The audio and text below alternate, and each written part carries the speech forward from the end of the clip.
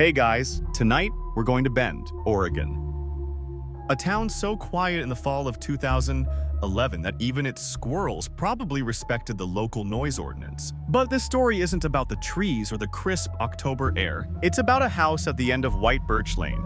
A place so ordinary it could have been plucked from a postcard, until a smell began to creep out from behind its doors. It wasn't just any smell. It was the kind of sour, thick stench that sticks in the back of your throat and makes neighbors joke nervously that maybe a raccoon crawled into a crawl space and gave up the ghost. You imagine them lighting candles, spraying Lysol, shaking their heads like probably nothing. But the truth was rotting quietly behind a beige vinyl door. And it had 3 names. You probably won't survive this one with your faith in humanity intact. So, before you get comfortable, take a moment to like the video and subscribe, but only if you genuinely enjoy what I do here. And if you're listening from somewhere eerie tonight, drop your city and local time in the comments. I always read those. Now, dim the lights. Maybe turn on a fan for that soft background hum. And let's ease into tonight's journey together. You're standing at the edge of White Birch Lane. It's mid-October, the kind of cold where pumpkins sag just a little faster. Leaves stick to the soles of your shoes. Bend isn't a town known for crime scenes. It's known for pine trees, ski gear, and the occasional Subaru parade.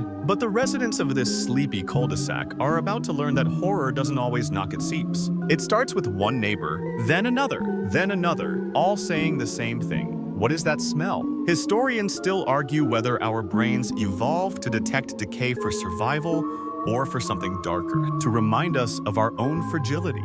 Whatever the reason, you feel it viscerally. The moment your nose twitches, your body tells you something died. You just don't know where. The reports are casual at first. A few calls to animal control. Probably a raccoon, maybe a feral cat. One neighbor jokes it's just Oregon's version of autumn spice. But deep down, they know better. Nature smells like moss, like firewood, like pine. This was sour and sweet, metallic and wet, all at once, a wrongness. By October 18th, the smell is unbearable. A retired nurse down the street swears she's never smelled anything like it. And she smelled plenty. That's the day someone finally calls the police. The officers who arrive probably expected a dead dog, maybe a hoarder's fridge gone rogue. They do not expect the front door to be unlocked, or the hallway to be silent, or the air to feel thick and warm. Despite the chill outside, you're one of those officers now. You push the door gently. It creaks, just like in the movies. You step inside, and the smell hits like a wave. Decay doesn't just sit in the air, it clings to the walls, the carpet, the ceiling fan. You reach for your flashlight even though it's daylight. The windows are shut, curtains drawn. In the living room, silence. A mug on the table, a half-empty cereal bowl. No struggle, no blood, just stillness. Then you turn the corner. 3 bedrooms, 3 still shapes, a body under each blanket, like they're sleeping. But you know they're not. You pull the first cover back. It's a girl, purple hair, bruise on the temple, pale lips. You don't scream. You've trained for this, but you do take a step back. You've never seen death so still. In the next room, another girl, same bruising, no signs of a fight, no blood. It's as if someone tried to erase what happened. The last body older, a woman, probably the mother. Same story. That's when you radio for backup. That's also when the story really begins, because tucked under the coffee table, barely hidden, is a broken laptop and a crumpled hoodie with a name written in Sharpie inside the collar. Ashton. You don't know him yet, but you will in the days that follow. Bend becomes a town of whispers. Reporters stake out the driveway. Neighbors bring casseroles they can't eat. And the internet does what it always does. It starts digging. The thing is, horror doesn't come with a soundtrack in real life. There's no ominous violin swell, just silence, and a hoodie with a name that doesn't belong in this house. But soon, you'll understand exactly why it does. You don't know him yet, but you're about to meet Ashton Graves. And he doesn't enter the story with drama or flash. No trench coat, no flickering street light behind him, just a boy from Montana with a face too forgettable to be feared. You're standing in the bedroom of a trailer on the outskirts of Billings. It's 2007. Ashton is 16 and silent, Posters line his walls not of celebrities, but of symbols, skulls, twisted trees, shadowy figures with red eyes. You spot a sticker for Grimvox taped to his desk. Homemade. He designed it himself. His headphones are always on, even when the music's not playing. A subtle armor. His fingers tap constantly. On tables, on his leg, against his neck. Rhythms no one else hears. Ashton's life is a series of near-misses, friendships that fade, conversations that fizzle, birthdays forgotten even by himself. His parents fight in the kitchen while he hides upstairs, remixing songs he downloaded from LimeWire. That's how he finds horrorcore, an obscure subgenre of rap where blood, pain, and grotesque fantasy become punchlines. Think Eminem if he were haunted and less funny. Think storytelling turned toxic. He listens, then mimics. His voice is breathy at first, then steadier, then angry, then obsessed. Historians still argue whether horrorcore was ever meant to be catharsis or just chaos. You whisper to yourself, watching Ashton click upload on his first track. He uses a cracked version of FL Studio, calls himself Grimvox. His voice is layered with reverb, his lyrics soaked in metaphor, but the themes always the same: isolation, vengeance, betrayal, and always a girl. In one track, she's an angel with a knife. In another, she's a liar in a purple dress. The rhymes don't quite work, but the rage, that's real. Ashton's father leaves in 2008, just packs a suitcase and goes. No long talk, no farewell note. His mother, exhausted and struggling, works night shifts at a care home. She leaves frozen lasagna and post-its that say, "Love you." Ashton doesn't talk much at school. He's small, pale, and wears his hood up even in spring. The other boys laugh at his walk, his voice, his hunched posture. One of them shoves him into a locker just because it's Monday. The teachers say he's quiet, but polite. As if that's enough, he stops attending in-person classes by senior year, switches to online schooling, tells himself it's freedom, but it feels more like hiding. You watch him retreat, bit by bit, into forums, into chat rooms, into Tumblr blogs with black and white gifs of crying eyes and lyrics written in lowercase letters. And somewhere along that neon-lit web of digital loneliness, Ashton finds connection, because even the most isolated person will reach out eventually, if only to whisper "me too" into the void. That's how he meets Caitlin Rivera. She's the opposite of him in all the obvious ways: loud, bold, glitter on her boots and fire in her hair. But beneath that, you see the echo. Caitlin's smile is a shield, her rebellion a howl. She's just better at disguising the same ache. Their first exchange, a reblogged photo of a cemetery. Caitlin adds a caption: "I'd rather haunt the world than live in it." Ashton replies, "Same." It's all lowercase. Everything is lowercase now. Their messages stretch into hours, then days, then months. They share playlists, journal entries, blurry selfies. Caitlin jokes about dyeing her hair ultraviolet. Ashton sends her a clip of his newest track, an eerie, slow-beat song called Blood Petals. She calls it haunting and tells him he's deep. He doesn't sleep that night, replays her voice message 47 times. This is where the story should have ended, with two lonely teens finding meaning in each other's shadows. But fairy tales don't flourish in basements. And Ashton isn't just lonely, he's starving for validation. Every compliment from Caitlin becomes sacred. Every silence becomes a betrayal. You see him scrolling through their old texts like a priest reading scripture. He memorizes the way she says "dude" when she's annoyed, how she types "ha yeah" when she's flirting, how she used to reply in seconds and now it's minutes, sometimes hours. And the worst part, you know that for Ashton, every delay feels like rejection. Every smile she gives to someone else online feels like infidelity. It's not love. It's possession dressed as poetry. One night, he writes, "Do you think we'd ever meet, Arl?" She sends back, "Maybe someday." He doesn't see the emoji. He doesn't read the maybe. He just sees someday. That's the moment he decides it's fate. Fringe psychology circles have long debated whether digital relationships intensify emotional delusion or simply reveal it. In Ashton's case, the screen became both mask and mirror. He starts writing songs about her, some sweet, some not. One ends with the line, "I'd rather kill than lose." It gets 2 likes, He deletes it, then reposts it with a different beat. By early fall of 2011, Caitlin mentions a music event she wants to attend in Portland. Underground, local artists, weird energy. She's excited. She says, "You should come." You see Ashton freeze. This is it, his someday. He says yes before she even finishes typing, and the countdown begins. The countdown begins. You're in Ashton's room again. It's darker now, not just because the lights are off, but because something inside him has gone quiet in a new, dangerous way. The event is weeks away, and he's already rehearsing it in his head like a scene from a movie he refuses to let end any other way. He buys a new hoodie online. Black, zip up, plain. He doesn't have the money, but he doesn't care. He wants to look clean. He wants Caitlin to see him and think, "This is the guy I've been talking to all year." He Googles how to pack a duffel. He practices small talk in the mirror, the same mirror he's stared into since he was 12. Only now he's imagining how he'll look reflected in her eyes. Caitlin lives in Eugene, a few hours from Portland. She tells him her mom is willing to drive.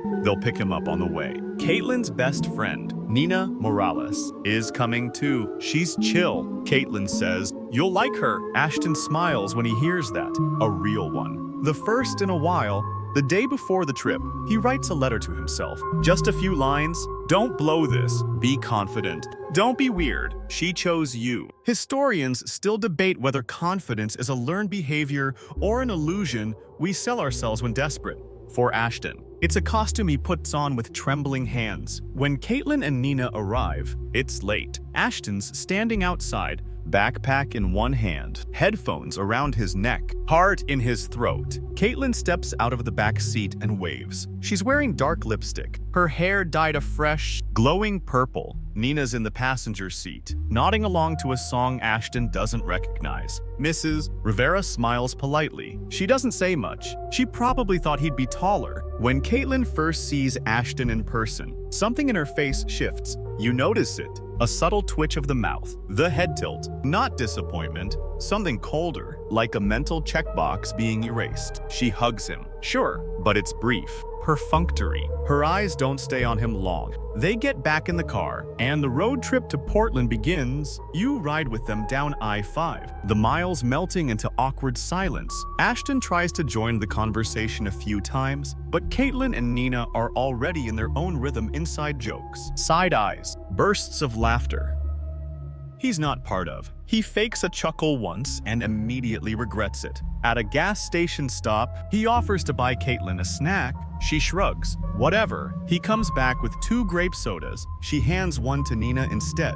He pretends not to notice. That night, they check into a small motel on the outskirts of Portland. 2 beds, 1 air mattress. Ashton takes the floor without being asked. It creaks when he turns over, so he stops moving altogether. He lies awake, eyes open, listening to the 2 girls giggle about boys from school. One name keeps coming up, a guy Caitlin used to hook up with. Then another, then a third. She laughs and says, "God, why are guys always so desperate?" Ashton turns toward the wall. The next day is the music festival. It's in a converted warehouse downtown. Dim lights, DIY stage. Kids in patchwork hoodies and boots too big for their ankles. The air smells like sweat and fog machine. Caitlin is in her element, dancing, spinning, recording everything on her phone. She disappears into the crowd at one point, and when Ashton finds her again, she's talking to some tall guy with a septum ring. They're exchanging numbers. She doesn't even look guilty. You watch Ashton clench his fists in his hoodie pocket. Just a beat, just one flicker of tension before he loosens again. He says nothing. He smiles, but something's unraveling. When the night ends, they pile back into the car, buzzing with post-show adrenaline. Ashton's quiet. Caitlin doesn't notice. Mrs. Rivera drives them all home to Eugene. It's a 2-hour trip, but it feels like 20. Nina plays a song on her phone that makes Caitlin squeal. That's the one. From the guy I met. She rewinds it twice. Ashton stares out the window. You arrive at the Rivera house past midnight. A small, tidy home with wind chimes on the porch and a pumpkin still uncarved on the step. Inside, everything smells like lavender detergent. There's leftover pasta in the fridge. Mrs. Rivera tells them they can sleep in, but not to stay up all night. They don't listen. Caitlin and Nina stay in Caitlin's room. Ashton gets the living room couch. He lies there, earbuds in, pretending to sleep, but he can hear them laughing. Again, this time at him. You can't make out every word, but one line cuts through. He was nothing like his photos. He stares at the ceiling for hours. By 3 a.m., it's quiet. You imagine him standing up, silently, and walking to the kitchen, getting a glass of water, staring into the dark. The floor is cold. His socks are damp. His chest feels hollow. And something inside him says, she never loved you. She played you. And then, you came all this way for nothing. That night doesn't end. It transforms. The morning never comes. You're still in the Rivera house, but the air has changed. It's not just the stillness.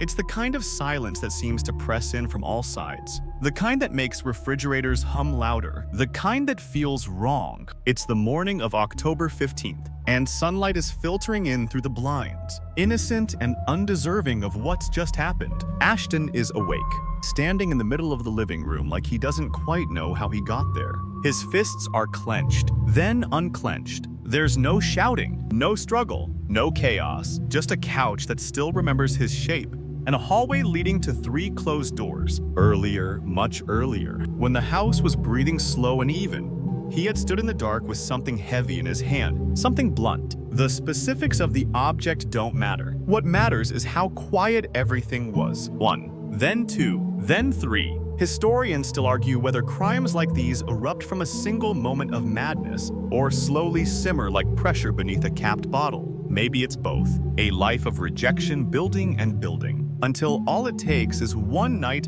on a stranger's floor to make it boil over. Ashton had waited. He had listened to the sound of their breathing. Then he stopped it. You don't want to be here for this part. But this story doesn't offer exits. When it's over, Ashton doesn't scream. He doesn't cry. He cleans. Yes, he cleans, because deep down, he still thinks there's a way to make this make sense. He wipes down surfaces. He takes out the trash. He moves things around to look undisturbed. He tucks Nina's phone under a pillow, as if she might still wake up to check it. He deletes messages from his own number. For hours, he moves about like a quiet, grim janitor in a school no one should return to. He eats cereal. That's not a metaphor. He literally pours himself a bowl of Cheerios and sits at the kitchen table, spoon tapping gently against the ceramic.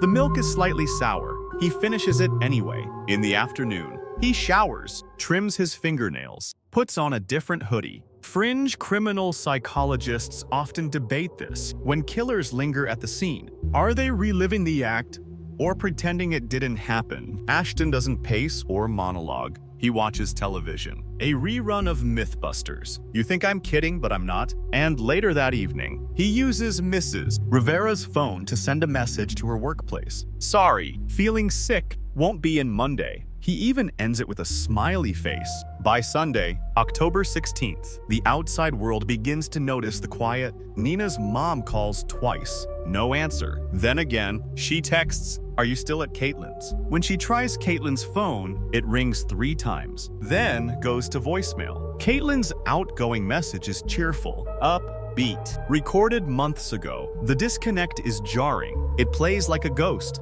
The mom calls Ashton next. This is where things begin to crack. He picks up, but his voice is strained. Too careful, too slow.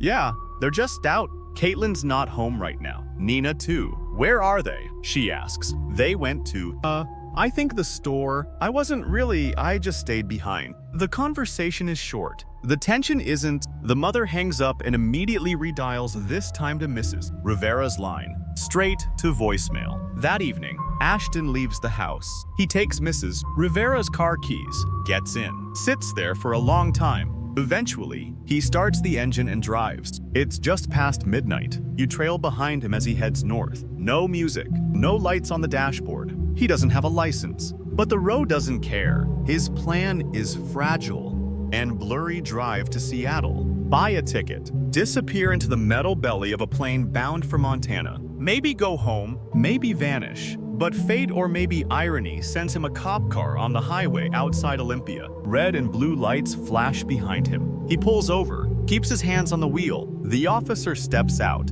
checks the plates, notices the driver is young, very young. License and registration. Ashton mumbles something. No ID, just his school card. It says Ashton Graves. The officer sighs. A teen joyrider. Probably. Maybe borrowed his mom's car. It's late. He looks harmless. The cop gives him a warning, tells him to be careful, and lets him go. You want to scream? Shake the officer by the shoulders. He has 3 bodies back in Eugene. But that's hindsight's poison. In the moment, Ashton just seemed like a weird, scared kid in the wrong place, so he keeps driving. Seattle is gray when he arrives. The airport is buzzing, even at night. Business travelers, confused tourists, sleepy janitors pushing carts. Ashton parks the car, grabs his duffel, heads inside. He doesn't buy a ticket. He doesn't even try. He just finds a bench near baggage claim, curls up with his hoodie pulled low, and closes his eyes. No one bothers him. Seattle's airport,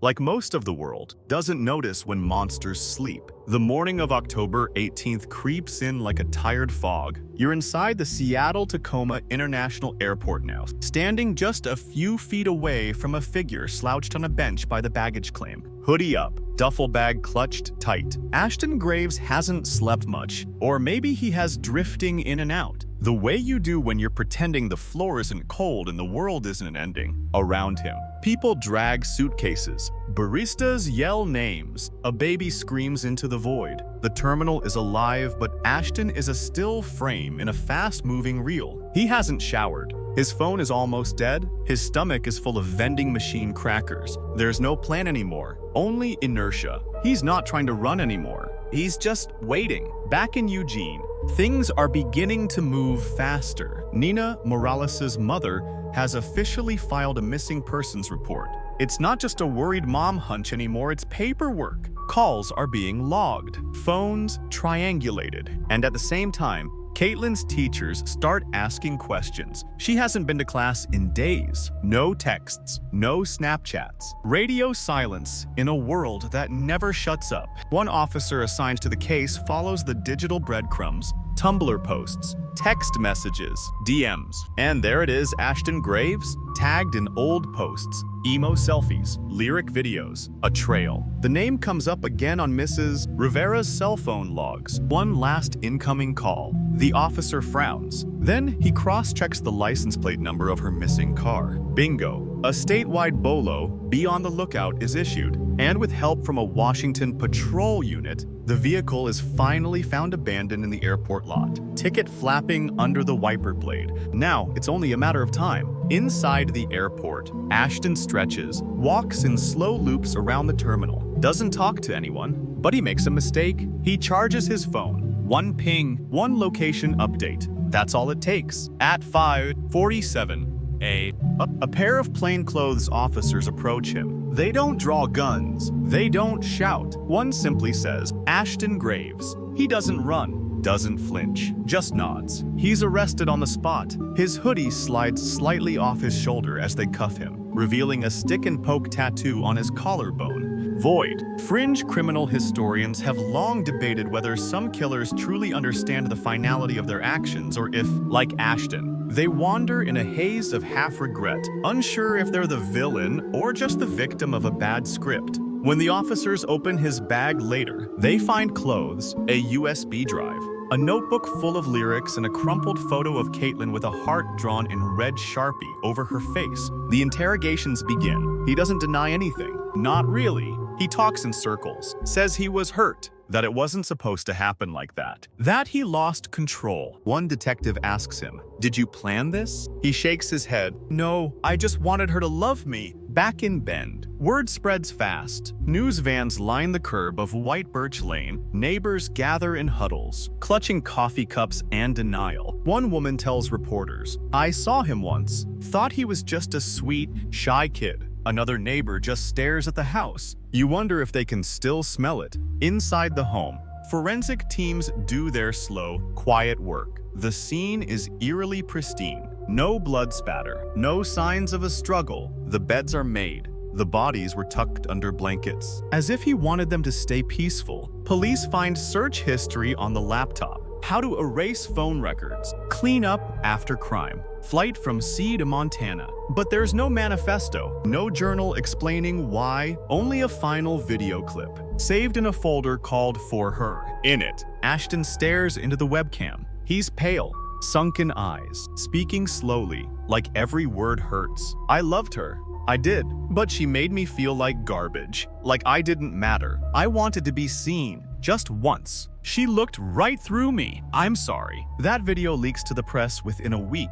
It goes viral. TikToks, Reddit threads, amateur psychologists flock to analyze every syllable. People dissect his tone, his hoodie, his phrasing. One YouTube channel even releases a dramatic reenactment using AI voice. Because that's what we do, isn't it? We take horror, wrap it in thumbnails, and call it content. Meanwhile, in the courtroom, Ashton is different, smaller, quieter. He doesn't look at the audience, doesn't cry. The prosecutor reads the charges like poetry etched in steel. 3 counts of first-degree murder, 1 count of grand theft auto, 1 shattered illusion. The jury deliberates for less than 5 hours. 3 life sentences, no parole, no appeal. He is 22 years old. You watch as he's led away. Shackles clink gently against the polished floor. He looks straight ahead, eyes vacant. Caitlin's aunt says at the press conference, "This wasn't about love. This was about control." She's not wrong, but it's not that simple either. Because love, real or imagined, can twist in the dark,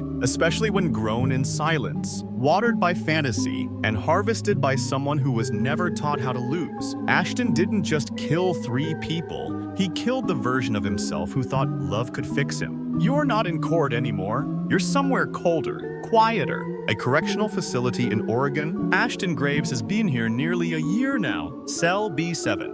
Thin mattress, fluorescent light that never quite turns off, and a view of nothing but concrete and chain-link sky. His name doesn't make headlines anymore. The world moved on, as it always does, hungry for the next villain to devour. But inside this box of days and echoes, Ashton writes. You picture him hunched over a desk, pencil in hand, scrawling verse after verse into a tattered spiral notebook. Horrorcore, of course, but the themes have shifted. Less rage now, more regret, more whispers than screams. One verse begins, I touched her hair when no one looked soft, like lies wrapped in lavender books. You cringe, not at the rhyme, but at how desperately sincere it is. Somewhere in the margins, he's drawn tiny gravestones. One for Caitlin, one for Nina, one for her mom, labeled only with their initials, as if names are too heavy. You might think this is guilt. Maybe it is, but not the kind that frees. Psychologists studying prison behavior often debate whether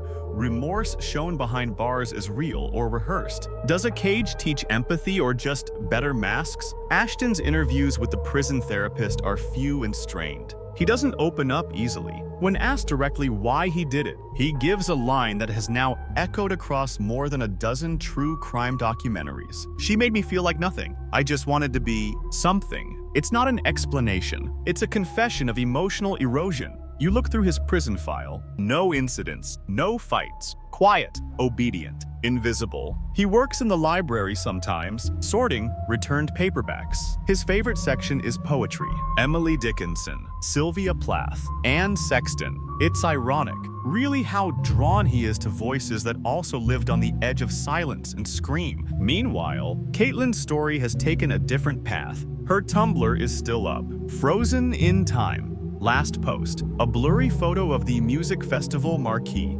captioned, "Tonight's gonna be wild." The timestamp, October 14th, 2011, 7:04 p.m. You scroll through her archive. There's teenage snark, edgy humor, purple-themed mood boards, a video of her singing softly in the mirror off-key, but full of confidence. She's not a ghost. She's a girl who should have turned 30 this year. Her friends, once anonymous handles, now use her page as a digital grave. Miss you every day. Gay. Still think of that sleepover when we dyed our hair and ruined the sinkhole. You deserve the world, not this. Every October, new notes appear. It never ends. Digital mourning is strange. It's not loud. It doesn't smell like flowers or echo with eulogies. It's just their haunting timelines, floating between likes and reposts. And Nina, her mother, now runs a foundation, She speaks at schools about online safety, teenage vulnerability, the difference between love and obsession. She shows a photo of Nina in a sunflower dress, tells the kids that monsters don't always have sharp teeth. Sometimes they wear hoodies and quote sad songs. The room always goes quiet when she speaks.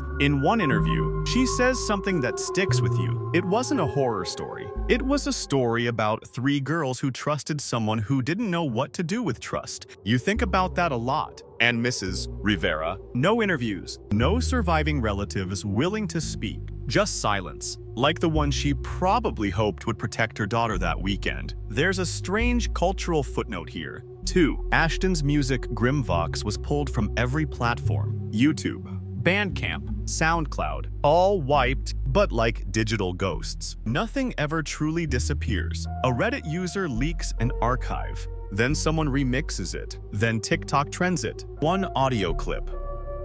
His whispered line, "She loved me wrong," is used in over 80,000 videos. Most are teens doing dramatic lip syncs in eyeliner. Some are jokes, a few are tributes, but all are feeding the same machine. Historians still argue whether true crime's popularity dulls our empathy or sharpens it. Are we remembering victims or reenacting their deaths for clout? Either way, Ashton Graves has become something he never could have imagined. Infamous. He didn't get the girl. He didn't get forgiveness. But in a twisted, posthumous way, he got attention. And maybe, for someone who once wrote "I scream" in lowercase so no one calls it noise, that's the worst kind of immortality. You're back in the Rivera house, but now it's a case file. Photographs, timelines, evidence bags. It's not a home anymore. It's a crime scene that lives on in manila folders and hard drives. A permanent bookmark in the timeline of a town that wishes it could forget. Detectives reviewing the case revisit each detail like a grim bedtime story they're forced to memorize. Every timestamp, every message, every quiet moment where a choice could have gone a different way. Ashton's online history reveals hours, days of obsessive scrolling. Caitlin's Tumblr, her Facebook, her Instagram, posts he never liked publicly, but screenshotted and saved. Captions like "new hair who dis" and "no one owes you anything." He annotated them, writing his own lyrics in the margins, turning her into a character she never agreed to play. And that's where the tragedy sharpens. Caitlin wasn't a muse. She was a teenager, complex, flawed, loud, vulnerable, the kind of girl who dyed her hair purple not to be cool, but because it felt like armor. And Ashton didn't see her. He saw the idea of her, a digital paper doll dressed in his own need. One forensic psychologist later testified he wasn't in love with a person. He was in love with a reaction, which brings us back to that weekend. Police believe the first victim was Mrs. Rivera. Ashton waited until early morning. She had made breakfast plans for the girls' pancakes. Likely, she never got to the kitchen. No signs of forced entry or struggle. She was asleep. He struck once, clean, calculated, the blankets undisturbed. Then he moved to Nina's room. She was facing the window, still in her hoodie, curled up, her phone under her pillow. One strike, then another. Finally, Caitlin, the girl he had crossed state lines for, the girl he believed belonged to him. You picture him standing in the doorway of her room, looking at the back of her head, remembering the way she looked past him, the way she laughed at someone else's joke, the way she had stopped texting him first. And you don't want to, but you picture him raising the object. And you know what came next. Forensics showed no blood in the hallway, no drag marks, no resistance. It all happened in their beds. While they trusted the world enough to rest, Ashton stayed in that house for nearly 3 days. He showered, he ate, he scrolled TikTok, he used their phones to send fake messages. "We're fine. LOL, just sleeping in." Trying to delay the moment everything would collapse. But it always does. On October 18th, Caitlin's high school emailed her mom's address to check in. The message bounced back. Nina's school left a voicemail. The call wasn't returned. Then a teacher mentioned a name they'd seen on Caitlin's blog, Ashton Graves. The police were contacted again. This time, they knocked. The door was unlocked. You already know what they found. But there was one detail the media rarely mentions. The stereo was on, soft music, a looped instrumental, one of Ashton's own tracks, Silhouette Girl. It wasn't angry. It wasn't even dark. It was mournful, almost like a lullaby. Inside Ashton's backpack, they found a printed out note, folded 8 times. It read, "I didn't want this to end, but she made me feel invisible. This is what invisible looks like." The jury didn't buy his apologies. The families didn't care for his poetry, but you sit with that final line. This is what invisible looks like, and something inside you sinks. Because this wasn't about a boy who snapped overnight. It was about a boy who had been fading for years. Psychiatrists reviewing his case diagnosed him with schizotypal personality disorder traits, depressive episodes, and deep maladaptive fantasy attachment. A fancy way of saying he built a world in his head and punished reality for not matching it. He never showed remorse in court, but the night before his sentencing, a guard reported hearing Ashton crying into his pillow. He kept whispering one name, not Caitlin, his own, over and over, Ashton, Ashton, Ashton, like he was trying to remember who he was before this all began. You're in Ashton's prison cell again. Its late lights out has passed, but the glow from the corridor leaks in through the crack under the door. He's lying on his back, hands folded on his chest, like he's practicing for his own funeral. His eyes don't blink often anymore. On the cement wall beside him, someone has scratched a word faintly into the paint. Hollow. No one knows if it was Ashton, but the guards say he stares at it for hours. It's been months since the sentencing. The news cycle has moved on. But for Ashton, time doesn't move at all. It loops. His days are scheduled, robotic. Wake, eat, clean, read, repeat. He doesn't write lyrics much anymore, but he keeps one tiny spiral notebook under his mattress, hidden. Pages smudged with graphite and sweat. One entry just says, "I am the afterthought of a thought that shouldn't have been." Chilling, yes, but mostly sad. Yes. This is the part of the story where people stop listening. Once the trial ends and the headlines fade, the world forgets. No one wants to follow the killer past the verdict. But you stay, because this is the quiet part, the echo of impact. And echoes always tell the truth. Meanwhile, outside those prison walls, the ripples continue. Caitlin's father, who had been estranged since the divorce, has returned to Eugene. He lives quietly now, doesn't speak to press, occasionally visits the memorial tree planted at her old high school. One time, a student reported seeing him talk to the tree under his breath. What do you say to a daughter you never got to say goodbye to? Nina's brother started a podcast about digital dangers. It's small, a few hundred listeners, but each episode is raw, focused on online attachment, grooming, the blurred line between friendship and obsession. One title stands out: When Love Blocks the Exit. Historians still argue whether our increased reliance on digital intimacy has rewired our brains, how messages replace moments, emojis replace nuance. One thing is certain: Ashton's story is no longer just a crime, it's a case study. At a university criminology lecture, a professor breaks the case down slide by slide. He points out how Ashton showed signs of deteriorating mental structure long before the murders. He highlights missed red flags. Then, on the final slide, he leaves one question. Was this preventable? The room is silent. You don't know the answer. Maybe no one does. But as you step into Caitlin's old bedroom, now frozen like a time capsule, you begin to understand the scale of what was lost. The walls are still lavender. The corkboard above the desk still holds old concert wristbands and a photo strip from a fair. Her purple hair dye is still under the sink. She had planned to dye it again the following week. A letter on her desk unsent, unfinished reads, "Dear me, it's okay to be a mess. You're trying. You're still here." The tragedy isn't just that she died young, it's that she died on the edge of healing. And now, her story is being packaged and reshared online in ways she never could have controlled. True crime YouTubers use her face for thumbnails. Her voice is turned into AI snippets. Her diary entries, somehow recovered and leaked, are posted with hashtags like AngelGone and Justice for Caitlin. A fringe ethics group debates whether turning real victims into entertainment is moral. They argue, does exposure honor their story or violate it? And maybe both are true, because even you, here now, listening in the dark, you're part of it. But you haven't forgotten the point. Ashton Graves didn't kill because he was a monster. He killed because he was a boy who turned his loneliness into a weapon. Because he thought that if he couldn't have love, he'd take stillness instead. You picture him, one more time, in his cell, knees pulled to his chest, humming something no one else can hear. Not rage, not remorse, just the static of a soul caught between delusion and silence. It's not a redemption arc. It's not closure.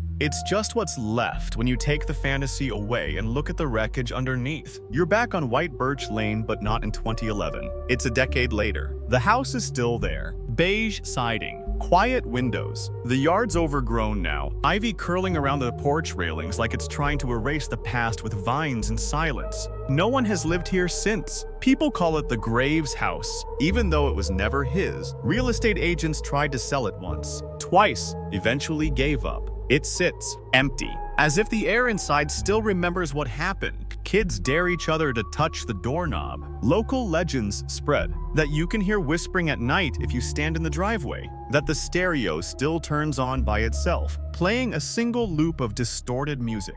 Of course, none of that is true. The only real ghost here is memory. Inside, the furniture's gone. The carpet's torn up, but in one corner of what used to be Caitlin's room, someone wrote on the wall with a Sharpie. It's faded now, but you can still make it out if the light hits just right. We were just trying to be young. No one knows who wrote it, but it feels truer than most things. You walk the hallway where Mrs. Rivera last smiled at her daughter. Step on the spot where Nina probably dropped her backpack. Peer into the room where Ashton curled up on the couch, feeling unwanted, rewriting the story in his head. The silence here is different than in prison. It's heavy, not controlled. The house doesn't pretend to forget, and neither do the people. Each October, the community leaves flowers on the sidewalk out front, not in big ceremonies, just quietly. One bouquet, a candle, a purple ribbon. At Caitlin's high school, they renamed the art room in her memory. Rivera Studio, a place for girls to paint with loud colors and feel safe.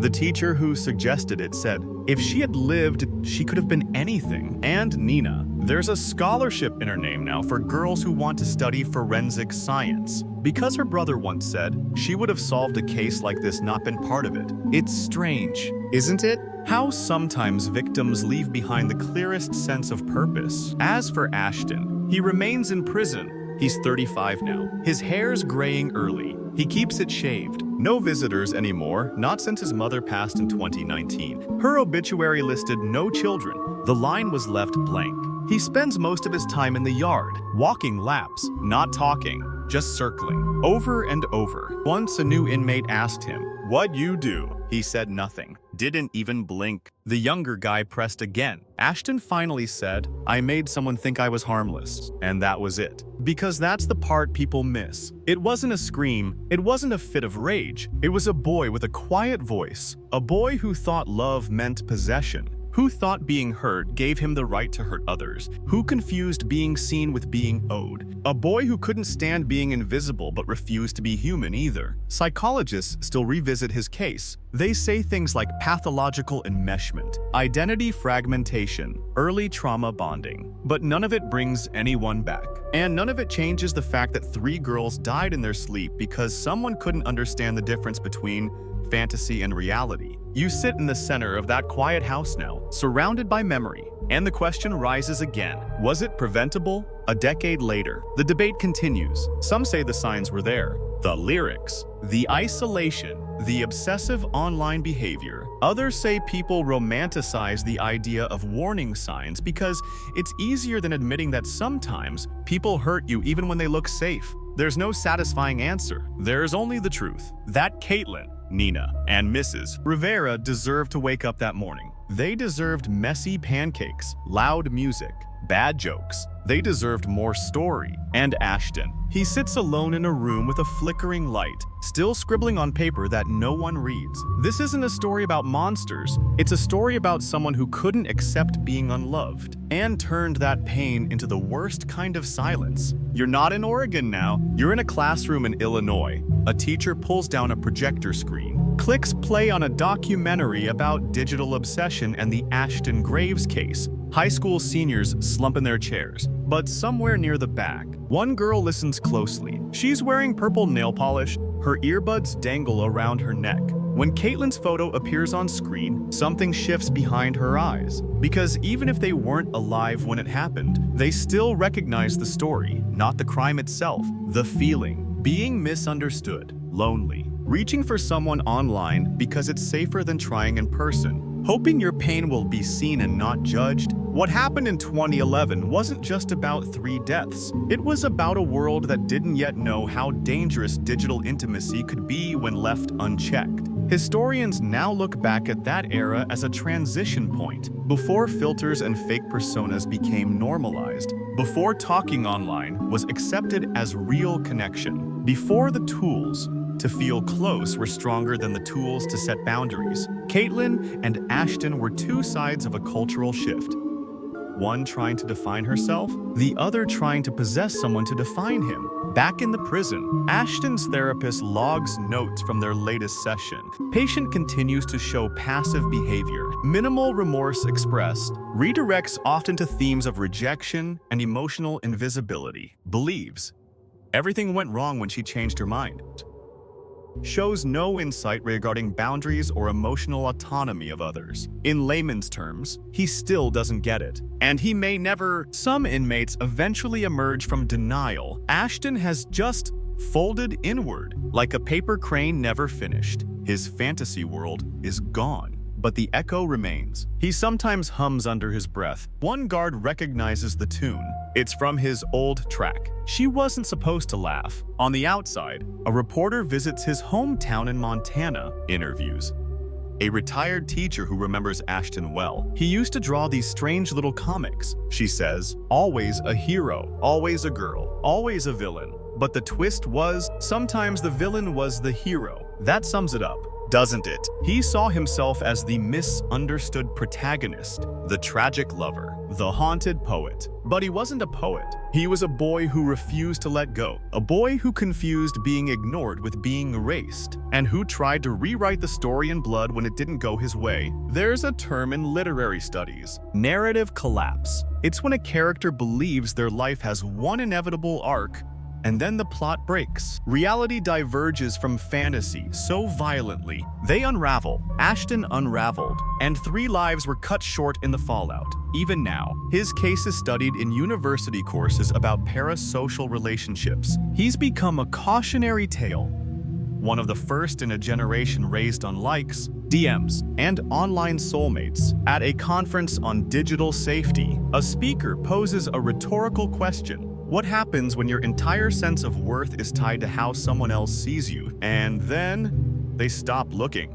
No one answers, but everyone knows. You look back at Caitlin's online profile again. It's been archived now, locked behind digital glass like a museum exhibit. The banner still reads, "Don't follow me unless you like sad girls and loud songs." One of her final likes was a post that said, "One day, someone will see you, really see you, and stay." It had 143 notes. Ashton saw it too. But instead of waiting to become that someone, he decided to make her stay. And that, more than anything, is where the horror truly begins. Because love isn't love when it has a lock on it, and heartbreak doesn't excuse destruction. You close the tab, you sit with the weight of it all, and you realize the story isn't over. Because every time someone blurs the line between attention and affection, every time someone says she led him on, or he was just heartbroken as a defense, this story breathes again. But so long as we remember what really happened, who they really were, it can't take root the same way.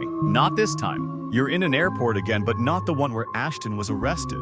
This time, it's Eugene Airport, a small terminal with big windows and the smell of burnt coffee. It's here that Caitlin's aunt sits by herself near Gate 2, waiting for a delayed flight to California. She's wearing black slacks and a purple blouse. In her lap is a folder. Inside the folder is a stack of printed emails, letters from school counselors, notes from therapists, a copy of the police report she's never actually read. She doesn't open it. She just holds it because she's on her way to a panel, another one. This one's called "When Red Flags Look Like Affection: How Teen Girls Internalize Danger." And Caitlin's name is on the program. You might think she gets used to saying it. She doesn't. In fact, there's a split-second pause every time. Right after Caitlin and before was murdered by a boy she met online, it's like the words don't want to go together, but they do, because they have to, across the country. This story is now part of a dozen school curriculums, a case study on boundaries, grooming,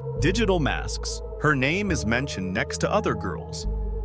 Amanda Todd, Bianca Devon's girls whose lives became hashtags before they were finished becoming lives. At the front of one of these classrooms, a 17-year-old raises her hand and asks the teacher, "Why didn't Caitlin just block him?" And the room goes quiet because the question is fair but also complicated. Caitlin didn't block Ashton because she didn't need to. Not at first. He wasn't threatening. He wasn't creepy. He was just sad. And she was kind. Kind in the way that teenage girls are often told to be. Supportive, empathetic, flattering someone because it feels easier than explaining why you're uncomfortable. Replying to messages out of guilt rather than want. She probably didn't even notice the shift, but Ashton did. He noticed everything, every delay in response, every lack of emoji, every message that felt a little colder than the one before, and he didn't see it as space. He saw it as betrayal. Psychologists who've analyzed the case refer to this dynamic as covert emotional escalation. It's not explosive.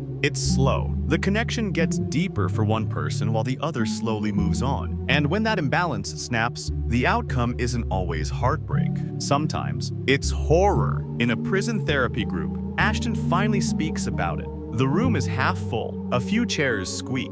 The counselor asks, "When did you first start thinking something might happen?" Ashton stares at the floor. Then he says, "It wasn't a thought. It was a feeling." The room waits. It felt like she killed me first. It's not a confession. It's a deflection. Because in Ashton's world, what mattered wasn't what he did, it was what he felt. It's the logic of someone who believes pain justifies outcome. That if you're ignored, you're entitled to be remembered even through violence. And this, above all, is what experts now teach. Entitlement is not love. Attention is not affection. Sadness is not innocence. In the final letter Caitlin ever sent texted to a friend on the morning of the festival, she wrote, "IDK. He's nice, but it feels like I have to perform happy or else." That text was never read until weeks later. Too late to matter, but not too late to teach. You sit with that sentence. Perform happy or else, it echoes. Because so many people, especially young women, recognize that feeling of making yourself small, manageable,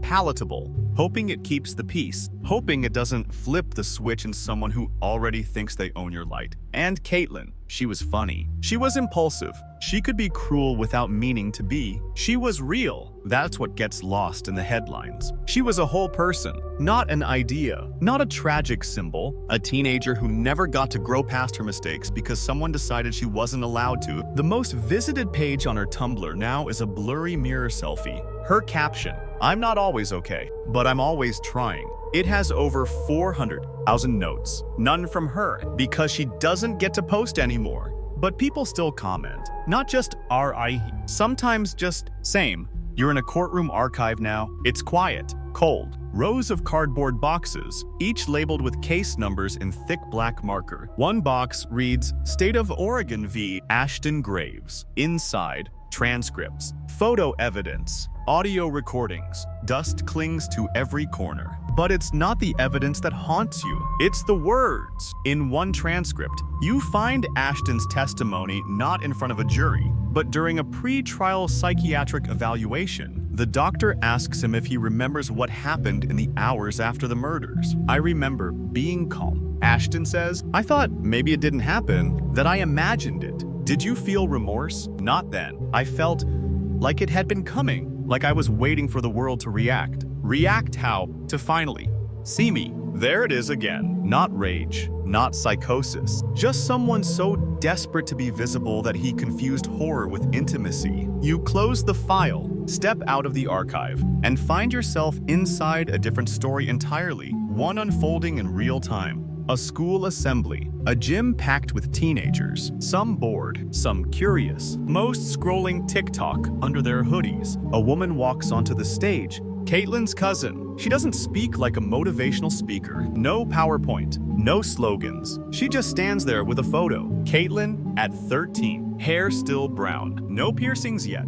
smiling with a chocolate milk mustache. This is who she really was. She says, not just the girl with purple hair, not just the one who got killed. She pauses. She loved cinnamon gum and bad horror movies. She thought she was a bad singer, but she wasn't. She wanted to adopt a senior cat and name it Pasta. The kids actually laugh at that. Then she says the part that makes the room fall silent. She didn't die because she was reckless. She died because someone thought her rejection was a crime. That line stays. It follows the students home, sits on the bus with them, echoes in their heads when they reread messages that made them uncomfortable, when they wonder if blocking someone makes them a bad person. It doesn't. You switch scenes again. Now you're inside an interview room. Back at the prison, Ashton is older. Not old, just older. The arrogance has faded, but the delusion still flickering. A documentarian asks him, "What would you say to Caitlin's family if they were here?" Ashton hesitates, long enough that the camera operator shifts uncomfortably.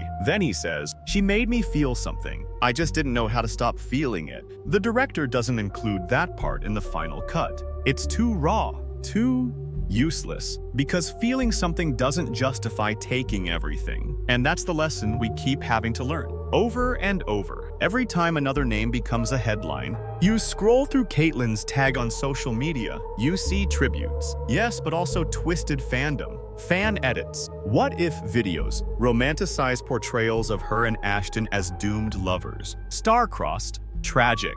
You feel sick, because no matter how many times we say it, murder is not romance. Loneliness is not a love story. Obsession is not fate. And Caitlin was not Juliet. She was a girl trying to find herself, one hair dye at a time. She was allowed to change her mind, to get bored, to outgrow someone. She was allowed to live, but she didn't get to, because someone decided that if she wouldn't be part of his world, she wouldn't be part of any world. There is one last note in Ashton's prison file, a quote he wrote during a counseling assignment. "I think I was always waiting for someone to say, 'Stay,' and when she didn't, I broke." But the truth, he broke long before that. And no one, not Caitlin, not Nina, not her mother, was responsible for picking up the pieces. You're in a podcast studio now, cheap foam on the walls. A neon on-air sign flickering above a mic that's seen better days. The host is in his late 20s. Hoodie,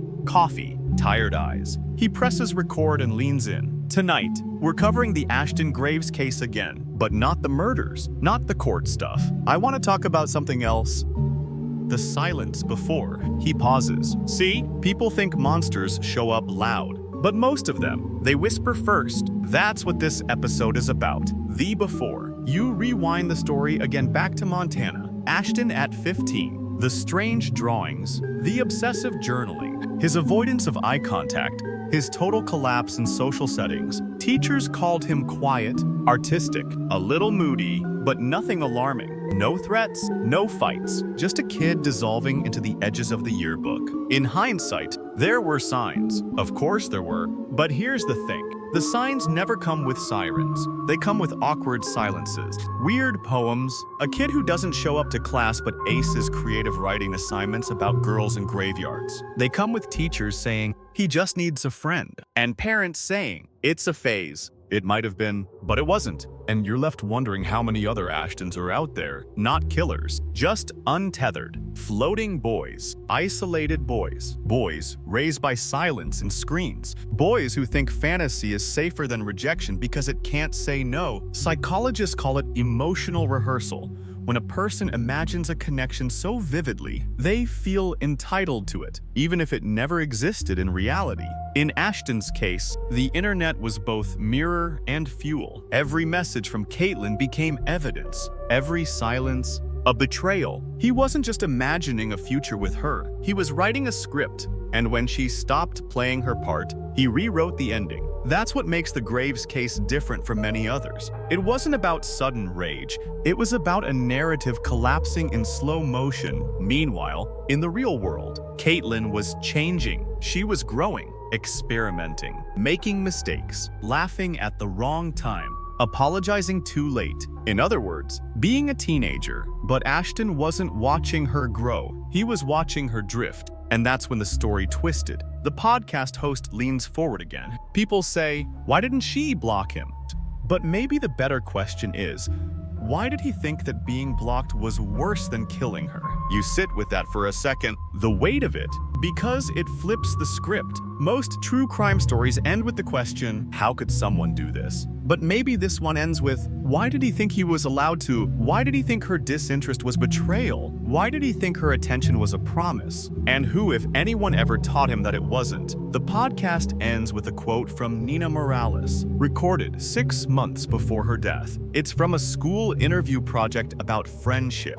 Her voice is light, full of laughter. If I ever disappear, tell people I was weird, but funny. And in that I made killer playlists. You smile, then it fades. Because Nina deserved to be remembered for that, not for how she died, but for how she lived. Later that night, a listener leaves a comment under the episode. I was friends with a guy like Ashton once. I stopped answering him. I didn't think it was a big deal. Now I'm scared. Hundreds of likes, dozens of replies. Because the story didn't die in 2011. It started there. It still echoes every time a girl smiles at someone out of politeness and later regrets it. Every time someone tells a friend, he's not creepy, he's just intense. Every time the internet makes a shrine to a boy who confused heartbreak with permission, Ashton wanted to be seen. But the real tragedy, he never truly saw them. Not Caitlin, not Nina, not the mother who offered him a ride and a place to sleep. They were just roles in a play he'd already written. And when they stopped reading his lines, he ended the show. You're standing at a high school locker now. It's been 10 years, but this one hasn't changed. Same chipped metal, same combination lock that sticks on the second turn. This was Caitlin's. There's no plaque on it, no flowers, just a sticker someone added recently. You don't owe anyone your piece to keep theirs. Maybe a teacher put it there, or maybe another girl who knows exactly what it means. In the years since Caitlin's death, her story has quietly shaped how schools talk about consent, digital relationships, and emotional manipulation. Not just physical boundaries, but emotional ones. Because Ashton never touched her inappropriately, never threatened her, never raised his voice, and yet he crossed every boundary she had. Slowly, quietly, with kindness as a disguise. There's a new unit now in some school districts, digital consent and parasocial dynamics. It's part health class, part sociology. Students study Caitlin's texts. They map the escalation. They underline messages that seem sweet at first, but feel off later. Hey, I just noticed you didn't answer earlier. Did I do something wrong? I just want to be enough for you. You're the only one who doesn't lie to me. They analyze it like literature and realize it's not romance. It's pressure with a soft face. At one school assembly, a student stands up during the Q&A and says, "But he was in love with her, right? Doesn't that matter?" The speaker pauses, then replies, "He thought he was, but love isn't ownership, and love never erases choice." The room goes still, and maybe that's the most painful part of all this. Because Ashton truly believed what he felt was love. He wasn't pretending. He wasn't playing a villain. He was just wrong. Deeply, dangerously wrong. And no one corrected him before it was too late. You visit Caitlin's grave. It's in Eugene. Simple marker. Purple ceramic butterfly tucked into the soil beside it. People leave notes. Bracelets. Hair ties. One says, "I miss the way you said dude," like it meant everything and nothing. That's what real love looks like. Grief with warmth. Memory that makes you laugh before it makes you cry. Ashton's grave, if he ever has one, will not be like this. He's still alive, still serving time in Oregon State Penitentiary. He's been transferred once after an incident with another inmate who called Caitlin his girlfriend. Ashton reportedly lashed out. No injuries, just yelling. Loud enough that the warden made a note of it, underlined it. Delusional attachment persists. The therapist assigned to his case says Ashton is stuck in a loop cycling between self-pity, minimization, and artistic martyrdom. He still writes lyrics. One of them goes, "She said no, but she meant wait, and I was tired of waiting." It's not remorse. It's just more of the same story. The one where he's the misunderstood poet, where rejection is cruelty, where loneliness is a license to control. And you realize Ashton never grew up. He's still that 17-year-old boy in Montana, refreshing his messages, reading her replies like scripture, and confusing discomfort with intimacy. He never let Caitlin become a full person in his mind, and that's why she died. Because when we reduce someone to a character in our fantasy, we stop hearing them say no, or not now, or I changed. He didn't just kill a girl, he killed her future, her mistakes, her growth, all the messy, beautiful things she still had time to figure out. And that's what grief really is, isn't it? It's not just missing who they were, it's mourning everything they didn't get to become. You walk away from the grave. The wind picks up somewhere behind you. Wind chimes rattle on an old porch. And you remember, Mrs. Rivera had chimes. Too, they're still there, still singing in the wind. The only sound left from a house that used to hold laughter. You're alone now, not in a courtroom, not in a school, not in a cell or a house or a podcast studio. Just here, in the quiet. This is where the story ends. And where it lingers, you picture Caitlin again, not the purple-haired myth, but the girl. The kid, sitting cross-legged on her bed, scrolling through music recs, doodling stars in the margins of her notebook. She was figuring it out, like most of us still are. And Ashton, you see him too. Not the monster, not the headline. Just a lonely boy who mistook attention for love and silence for cruelty. A boy whose sadness metastasized into control, into delusion, into destruction. There are no excuses here, only causes and consequences. When the trial was over, the judge said something that didn't make the papers. We don't punish people for being unloved. We punish them for not knowing where that pain ends. Let that settle for a moment. Ashton's pain was real, his suffering deep. But pain never gives you permission to rewrite someone else's story. You walk past the Rivera house one final time. The windows are boarded now, the mailbox gone, but the sidewalk remembers. You pass Caitlin's high school. The art room door is painted purple. You walk by Nina's favorite sandwich shop. They still serve the Nina melt her usual order with extra pickles. These are the echoes that matter, not the headlines, not the documentaries. Them, what they left, who they were becoming, and what we choose to carry forward. Because this wasn't a ghost story. This wasn't about darkness winning. It was about a girl who smiled too easily, and a world that didn't teach a boy how to survive rejection. It's about the cost of fantasy, the weight of silence, the stories we write when no one is watching, and the stories we have no right to write for others. You breathe, slow. The story is over now, but the lesson, it stays. Let yourself settle. Unclench your jaw. Soften the space behind your eyes. The weight of this story may still linger on your chest, like a hand pressing gently but firmly over your heart. Let it. This isn't a bedtime tale meant to soothe. It's one meant to make you aware.